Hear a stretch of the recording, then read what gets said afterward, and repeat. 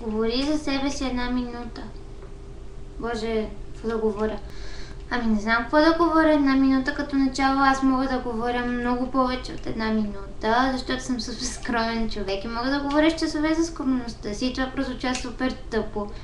Да не знам какво да ти говоря за мен. Е така, обичам да крада очилата на хората. Да, мисля, че на хората изобщо не им пука. Имам вкъщи сигурно 3 чифта очила, които изобщо не знам на кой са. Въпреки, че всъщност да, тези знам. Да. Тези са на Макси. Така, за себе си да говоря, ами не знам, обичам приятелите си. Извинявай, да. Обичам приятелите си, обичам толкова много хора.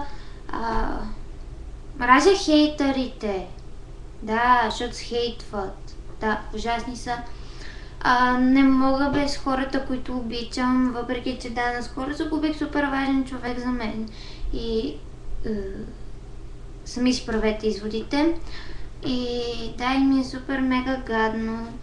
И всъщност от една страна съм си виновна, че го изгубих, но да, мисля, че всеки човек трябва да му се прощава.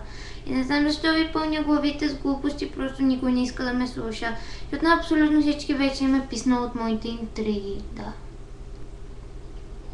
Да, и мисля, че стана повече от 1 минута, въпреки че не съм говорила особено много за мен. По-скоро ти се оплаквах, за което съжалявам, но наистина ми е гадно.